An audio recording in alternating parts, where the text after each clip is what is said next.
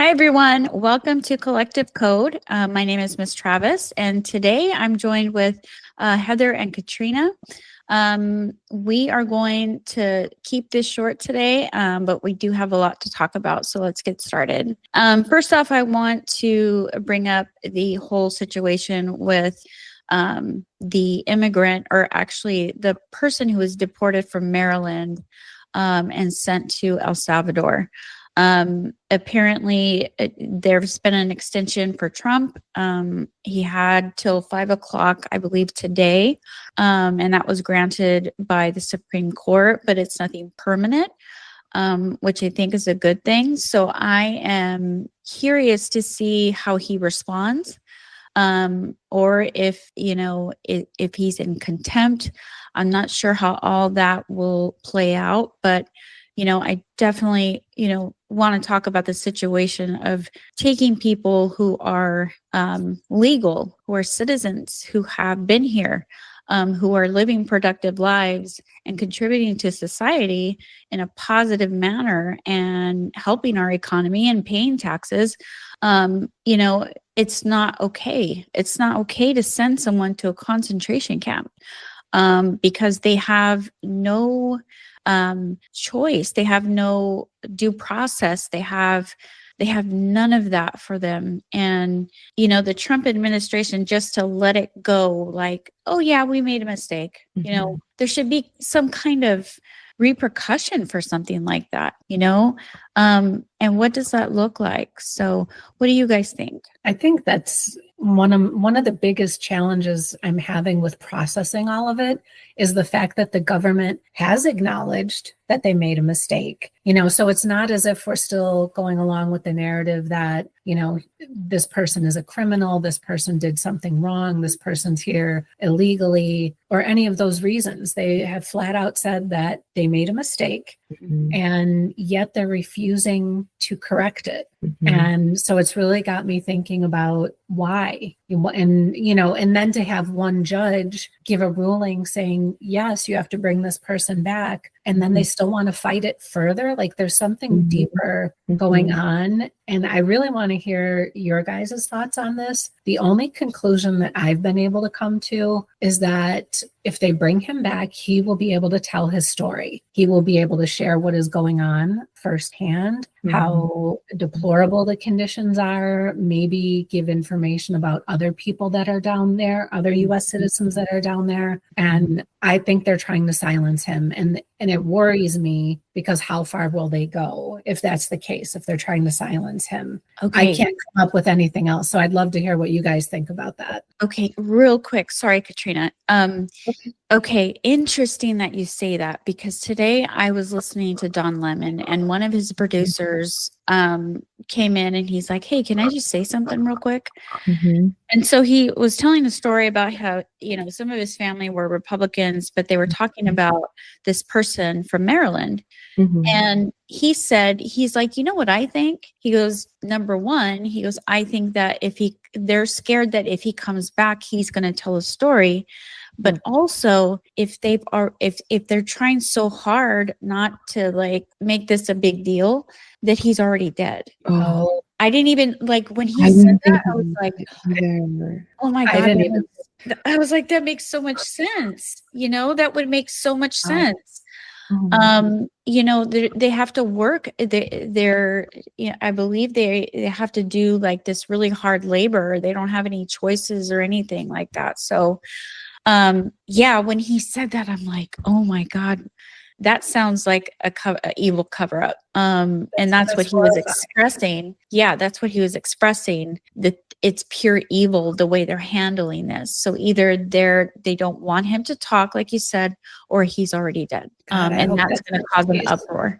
Yeah. Katrina, what do you think? I hadn't considered that scenario either, that he could possibly be dead. I just thought it was a case of them digging in their heels and saying, okay, we're going to acknowledge it, but we're still not going to fix it. because that would mean further acknowledging that what's happening is not okay. So that was kind of my perspective on it. But after hearing both of you, I think those are very plausible reasons for what we're seeing play out right now. And it's extremely upsetting to even consider either of those scenarios. Right. But obviously, if he's no longer alive, that's the worst case scenario. But even with being silenced, that just further validates that we're not just on a slippery slope. We're like well into the situation where things like this are already happening, and we'll need to wake up. If they're still tuned out and not paying attention, it's only going to get worse and worse from here on out. Mm-hmm. Yeah, absolutely. But could you imagine, I mean, the worst case scenario, or what Heather's saying about not, bringing him here to tell stories about what he's going through? Like, could you imagine how this would, we already had a massive protest, and that kind of brings us into the next issue.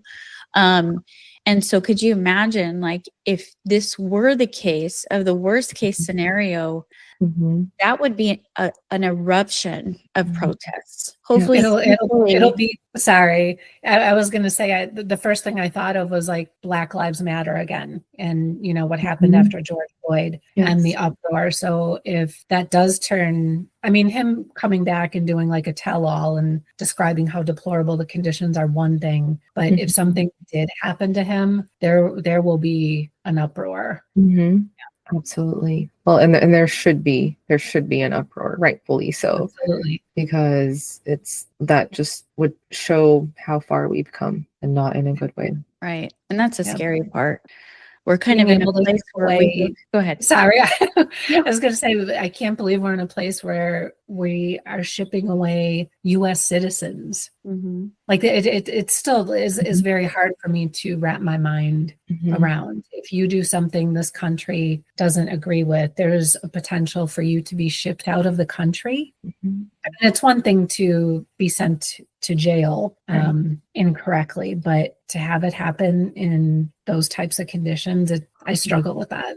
Right. And the attorney that said that they had made that mistake actually got fired. Yes. Really? Because he told the truth. Yes. And that's what Don Lemon was talking about today on his show. So, yeah, it just, and it kind of brings us into this massive protest that happened over the weekend.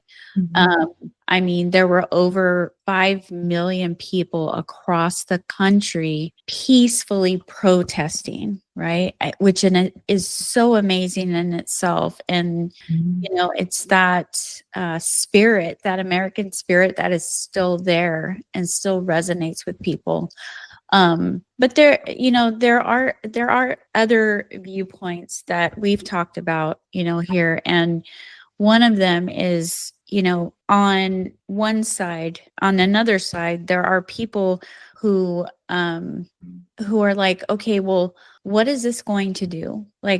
If we have 340 million people in, the United States all protesting, how is that going to change what is already being done if we don't have the backing of both the Democrats and the Republicans? Because that's essentially how he can get out of office, is by being impeached if both parties agree to impeach him. But until we reach that point, the protests, how will that make this happen as far as getting Trump out of office? So that's another side. But on the other side, on the flip side, again, the protests and it was a beautiful sight. Don't get me wrong, but we do have, a couple of people in the group that kind of are looking at it like, okay, well, how is this going to be effective? So go ahead. Do you want to talk first, Katrina? I'm tired of jumping in and cutting people off. You're good. Yes. Well, it's like we're discussing the other day. It builds that momentum, right? And sure, Congress can either tune it out or wake up and say, oh no, people are not happy. We need to do something about this. Because how long can they just ignore it and tune it out? Eventually, they have to take some action based on the pressure that the citizens are expressing. People are not happy. It's very evident.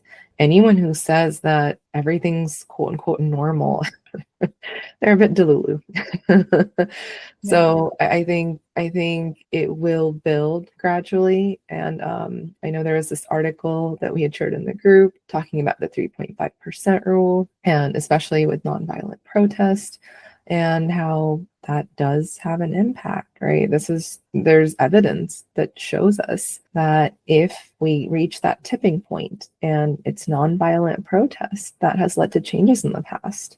So the proof is sort of there. We have evidence that we can look back at and say, okay, so this has worked in the past. Let's leverage this strategy again. And so I think we can, if we do that. Again, if let's play out the worst case scenario for a second and just play devil's advocate and say, okay, Congress decides, nope, we're just going to ignore it all and not do it. What happens then? Well, then people have to take it up a notch. More people get involved, take more action, and maybe not just, and I don't want to say just protesting, because yes, that's so important. Protest and take other action, right? Start getting involved at the local level, see what we can do, whatever that looks like, whether it's volunteering, whether it's getting politically involved, because they need to hear these voices. Contact your representatives. And again, as I always say, vote them out.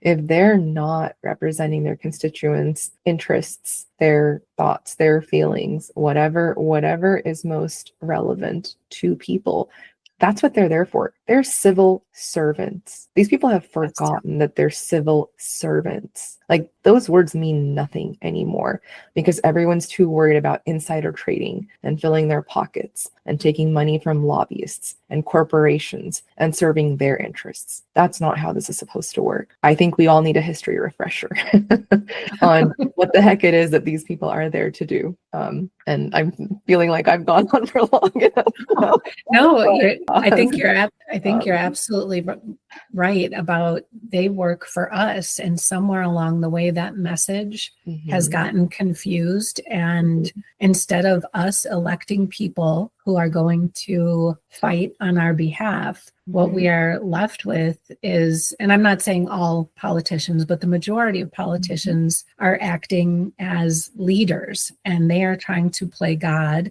and determine what they think is best for us versus listening to the people and then acting accordingly. I do agree that we're gaining momentum. And, it started with smaller protests. There was, I think they called it No King's Day. Then there was another one that I'm drawing a blank on in terms of the name. And now we had this huge turnout. We also have some of the boycotts going on against companies. So people are expressing themselves with their wallets economically. That's having an impact, as we've seen with some companies in the stock market. And so I protested locally over the weekend, and it was very inspiring. And I actually felt a little bit of hope because people were getting out there and willing to do something. And I think it's slowly growing. And now going back to your point, Yolanda, like, I can play devil's advocate because yes, some people say, okay, you can protest. What is that going to change? And yes, there is a part of my mind that says, okay, so we stand out there with our little signs for 2 hours. Does that make Trump do anything differently? Probably not. But when we think historically more about, like, I think about sit-ins, things that happened over a prolonged period of time and that were maybe a little more disruptive, still peaceful, but more disruptive. And I don't know if we'll get to that point. Maybe we don't need to. Going by the 3.5% rule, we just need approximately 11 million of us to show up. But either way, it's gaining momentum, and hopefully politicians are seeing this and they're seeing us organize. They're seeing how upset we are and that we're figuring out how to mobilize and do something. And maybe that scares them a little, that they could be voted out, they could lose their power, whatever that emotional reaction is from them to get them to act differently. Right. And so the midterms, I have heard, and I need to research this a little bit more, but I've heard that twice in our history, there has been like a sweep when it came to midterms of Democrats taking over, because the Republicans had done so much damage that when the midterms rolled around, they wiped Republicans right out, and they were in charge of both House and Senate. So, I mean, I see a lot of changes coming, and I'm hoping that, that all of this resonates with people as they go to the voting polls. And what I've seen is that people that did not vote have actually stepped up to vote in these special elections that just happened. So, but yeah, it's been a crazy ride. So I think where my head is that, right, there's these politicians, Republican politicians, where, Katrina, you were saying, they care about internal trading and, all these other things. They want to bend the knee to Trump. They will not say no. They're loyalists. They're in this cult where anything that you tell them is not going to change your mind. So that's where my head is. It's like, there are people in there like that. Yeah. And the more people we protest, I'm starting to see Republicans kind of shift, and which is a great thing. And we are gaining momentum. But what about the people that are brainwashed? What about the politicians that are just gone, if you will? What is that?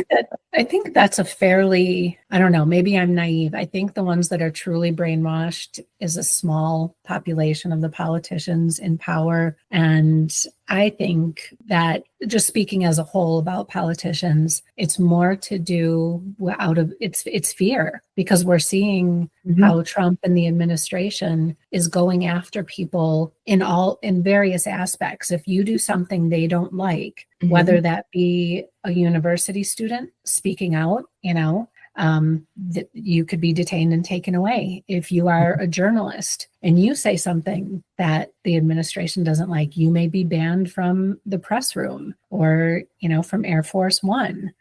And I don't know, there's just there's repercussions, so if you're a politician, even if you believe he's wrong, there has to be something in the back of your mind. What happens if I do speak up? And I'm not saying I agree with that, but I think that's giving a lot of politicians pause and impacting how they're behaving. Agreed. It's the fear. It's the fear of retaliation, because Trump's a bully, and and they know that he has the power right now. So yes, I agree, Heather. And his entire, like everything to him is all about revenge and retribution. Yes, absolutely. And in all aspects of his presidency so far. So yeah. So yeah, hopefully, that small portion population can grow a spine, essentially. Maybe, these protests will help them develop a spine, so that they can stand up to him and get him out of office. But I think we'll do very well in the midterms. But all right. Yeah. Okay. Well, thank you so much for tuning in today. Thank you for listening. Please subscribe. Thank you for subscribing. Please hit the heart if you can and comment away. We always love feedback. But we're signing off for tonight, and we'll see you soon next week. Thanks, guys. Thank you. Good night.